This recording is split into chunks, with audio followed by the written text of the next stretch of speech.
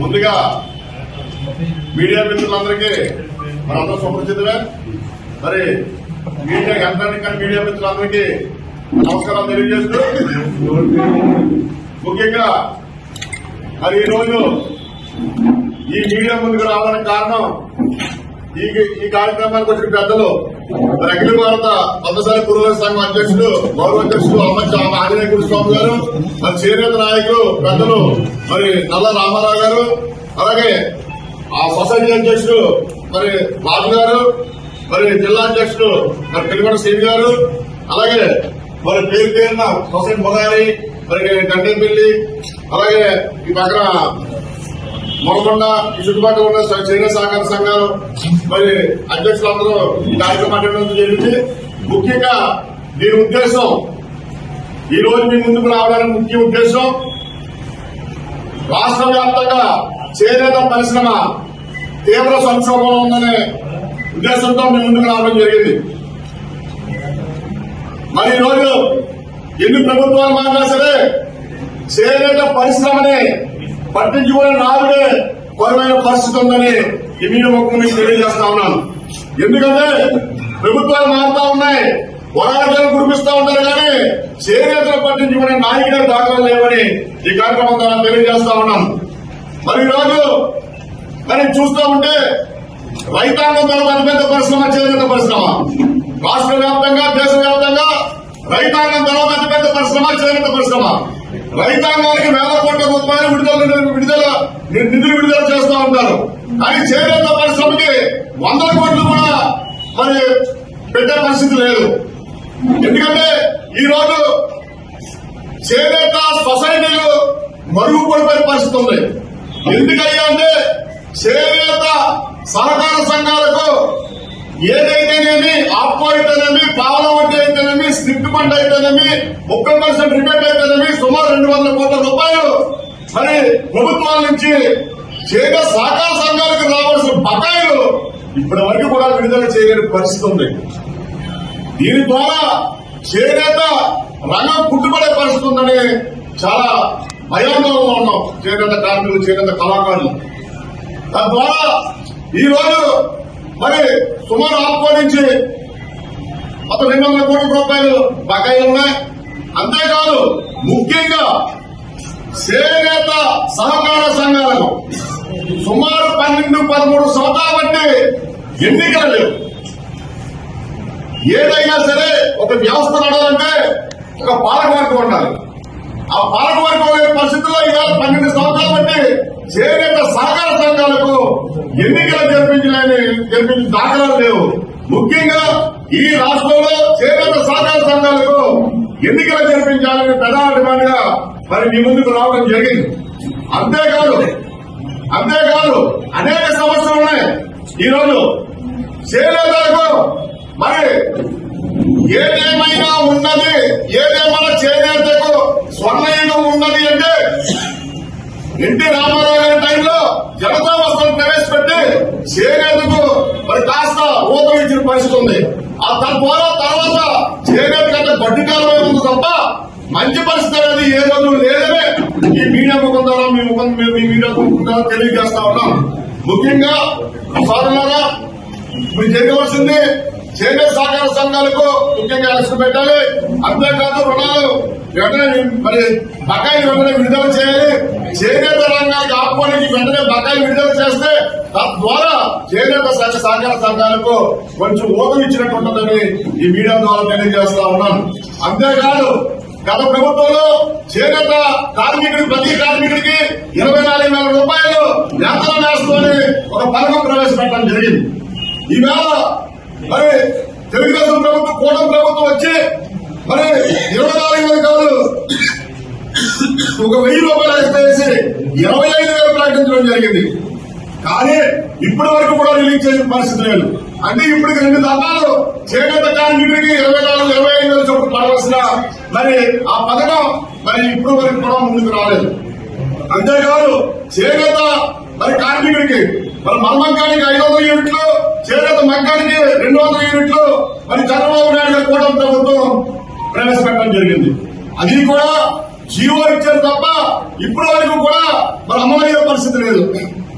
అంటే చేనేత కార్మికులు చేనేత సొసైటీ ఎంత సులభంగా కనపడుతున్నాయి ఈ కూటమి ప్రభుత్వానికని సూటిగా ప్రశ్నిస్తా ఉన్నాం. ఇప్పటికైనా సరే రేపు పండుగ వస్తా ఉంది, ఎల్లుడి రేపేమో మరి క్రిస్మస్ ఉంది, పండుగ ఒక 15 రోజుల పండుగ ఉంది. ఇప్పటి వరకు చేనేత వస్త్రాలకి మరి రిబేట్ కూడా మాట్లాడవలసిన పరిస్థితి 30% మరి రిబేట్ కూడా ఇప్పటి వరకు మాట్లాడే పరిస్థితి లేదు. అది చేనేత మీద దృష్టి పెట్టే నాయకుడే లేదు ప్రభుత్వాన్ని సూటిగా ప్రశ్నిస్తా ఉన్నాం. ఈ మీడియా ముఖంగా ఇంకొక మాట కూడా చెప్తా ఉన్నాం. ఇప్పటికైనా సరే ప్రభుత్వాలు పనులు తెలుసుకొని చేనేత పరిస్థితి మీద మీరు దృష్టి పెట్టండి. చేనేత పరిస్థితి కడుపు కాలిపోయి రోడ్డు మీద పడే పరిస్థితి తీసుకురావద్దు. ఎందుకంటే మంచిగా కొన్ని నియోజకవర్గాలు కొన్ని మరి సొసైటీలు చెప్తా ఉన్నాం.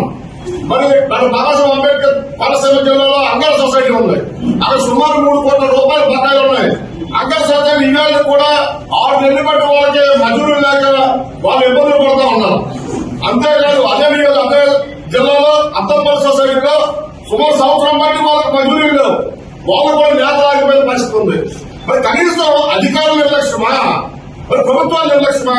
సరే అధికారులు మీకు సరైన ఇన్పుట్ ఇవ్వట్లేదా, అధికారులు గౌరవ లెవెల్లో మీకు ఇవ్వట్లేదా అని ఇచ్చినా సరే మీరు అలా ఉన్నారా? ఏదేం మాట్లాడతారులే చేనేతలే కదా ఏదేం మాట్లాడతారని చూస్తా ఉన్నారా? దయచేసి ప్రభుత్వాలు మేము మరి మీరు డిమాండ్ అనుకుంటారో అభ్యర్థిస్తున్నాం అనుకుంటారో ముందుగా ఈ చేనేతల పట్టించుకున్న పరిస్థితి కానీ రాకపోతే కడుపు మాడి రోడ్డు మీద పడే పరిస్థితి ఉండాలని ఈ మీడియా ముఖ్యంగా తెలియజేస్తాను. అంతేకాదు ఈ కూటమి ప్రభుత్వంలో మరి డిప్యూటీ సీఎం గారు పవన్ కళ్యాణ్ గారు మరి నేను చేనేతకి నాకు చాలా ఇష్టం, చేనేతకి నా బ్రాండ్ అంబాసిడర్ ఉంటానని ప్రకటించుకున్న వ్యక్తి.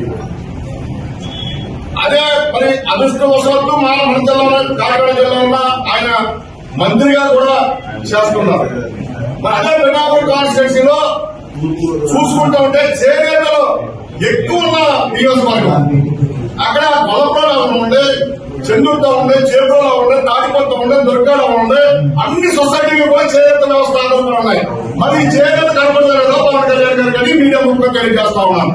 అది ఒకే వర్గం మీద మీరు దృష్టి పెడతా ఉన్నారు, ఆ ఒకే వర్గం మీద మీరు చూస్తా ఉన్నారు. మరి అక్కడ చేనేత మీకు కనపడలేదా? లోకల్ ఉన్న నాయకులు మీకు చెప్తా లేదా? వాళ్ళ అధికారులు చెప్తలేదా? దయచేసి దీని మీద కూడా దృష్టి పెట్టాలని ఈ కార్యక్రమం ద్వారా తెలియజేస్తా ఉన్నాను. ముఖ్యంగా చేనేతలు చెడచూపు చూసే పరిస్థితి వచ్చిందంటే ప్రభుత్వాలు కూడా కూలిపోయే పరిస్థితి వస్తుందని ఈ మీడియా ముఖంగా తెలియజేస్తా ఉన్నాను. చేనేతకి బ్రాండ్ అంబాసిడర్ అని చెప్పాడు ఆయన. ఏమీ లేవు. చేనేతకి బ్రాండ్ అంబాసిడర్ గా చెప్పుకున్నారంటే ఆయన అంటే ఒకటి వాస్తవంగా మేమైతే వాస్తవంగా చేనేత బ్రాండ్ అంబాసిడర్ చెప్పుకున్నా స్వాగతించాం వాస్తవంగా.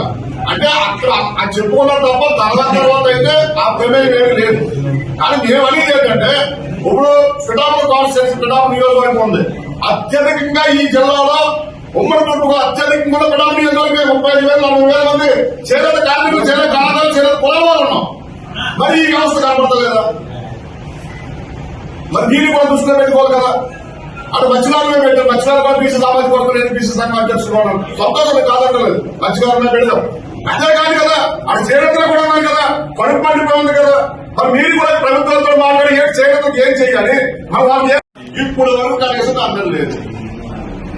అది దయచేసి మంగళగిరిలో లోకేష్ గారు ప్రారంభించిన వయసు కూడా చేనేతలు ఎక్కువ. ఆయన కూడా ఎందుకు తీసుకుంటారు? సుమారు మంగళగిరిలో 70,000 మంది చేనేత ఉన్నారు. కానీ అప్పుడు వచ్చిన చిన్న ప్రాబ్లం ఏంటంటే ఇక గోల్డ్ స్మిత్ కన్వర్ట్ అయి ఉన్నారు మంగళగిరి. అంటే కొంతవరకు గోల్డ్ స్మిత్ కన్వర్ట్. కానీ చేనేత కులాల చెందిన వాళ్ళు సుమారు 70,000 మంది. అంటే ఓట్ బ్యాంక్ అంటే సీట్లు శాసించే, అసెంబ్లీ సీట్లు శాసించే ఓట్ బ్యాంక్ ఉందట. ఈవేళ అలాగే చెప్పుకోదలుచుకుంటే మా పడి కూడా పోయింది రోజు, మాకున్న సీట్ కూడా పోయింది రోజు. చెప్పుకోవాలనుకుంటే ఈ స్టేట్ లో ఏకైక సీటు మంగళగిరి సీటు అది కూడా పోయింది కదా. మరి అది కూడా మా మీద మా పడుపు కొట్టంటే ఒక రకంగా చెప్పాలండి. మరి ప్రైవేట్ సార్ ఒకటి సార్ మేమైతే ప్రెస్ మీట్ పెట్టాం. నేను ఎవరి మీద బృందాలకు అయితే కాదు, మీరేమైనా మేము సమాధానం చెప్తాం, ఎవరికో బృందం. కానీ ఏంటంటే ప్రభుత్వం వచ్చి ఇన్ని 18 ఏళ్ళు అవుతుంది కదా, కనీసం 18 ఏళ్ళ నుంచి చేనేతలకు ఏం చేశారు? మా ప్రశ్న కడుపు కాదు మీ ప్రశ్న ముందుకు రావడం కారణం అదే. మన కాకినాడలో రాష్ట్ర వ్యాప్తంగా రౌండ్ టేబుల్ సమావేశం పెట్టడం జరిగింది. సుమారు 13 జిల్లాల్లో విడిపోయిన 26 జిల్లాల నుంచి కూడా ప్రాతినిధ్యం వహించారు. అన్ని జిల్లాల నుంచి వచ్చి అన్ని ప్రాబ్లమ్స్ చెప్పడం జరిగింది. ఆ రౌండ్ టేబుల్ అయిన వెంటనే 200 యూనిట్లు మన తేడాకు వచ్చింది. మేమనేది మేము అడుగుతేనే మీరు ఎవరో కాదు.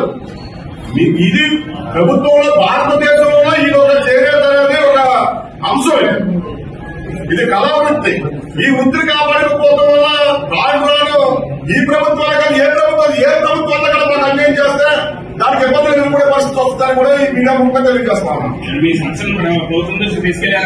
ఆల్రెడీ ప్రభుత్వంతో అడుగుతూ ఉన్నాయి. ఇవన్నీ కూడా మీకు ప్రశ్నలు ఇస్తాను. ఇవన్నీ కూడా వాళ్ళు ఎవరిని సమస్య ఇక్కడ ఏమైందంటే సార్ మన డిమాండ్స్ కాదు సార్. ఇప్పుడు మాకు 2,000 కోట్లు లక్ష కోట్లు ఇవ్వాలని మేము అడుగుతలేదు. మాకు ప్రభుత్వం నుంచి రావాల్సిన డిమాండ్ మాకు రావాల్సిన బకాయిలు అడుగుతా ఉన్నాం. ప్రజలకు మాకు రావాల్సిన బకాయిలు అడుగుతా ఉన్నాం. డిమాండ్స్ అనేది తర్వాత వస్తాం.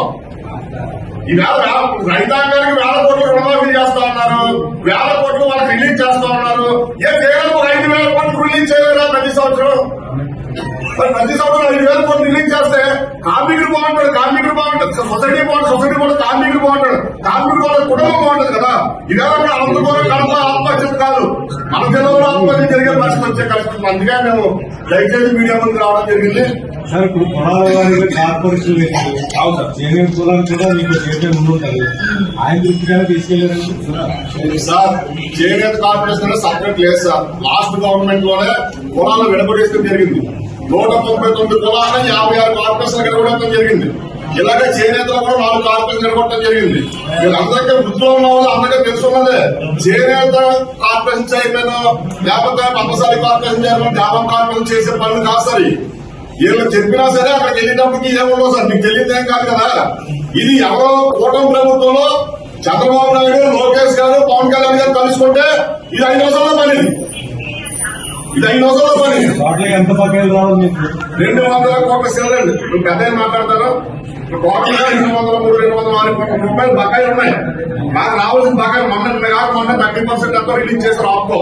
అది కూడా ఏంటంటే వడ్డీ రూపంలో పోతా ఉన్నాయి. ఆ రిలీజ్ చేసిన 1 కోటి రూపాయలు ఉంటే 8 లక్షలు 10 లక్షలు రిలీజ్ చేస్తున్నారు. అది బ్యాంక్ వడ్డీ పోతా ఉంది. కార్మికుడికి వస్తలేదు. సార్ రామారాయణ పెద్ద రామారాయణ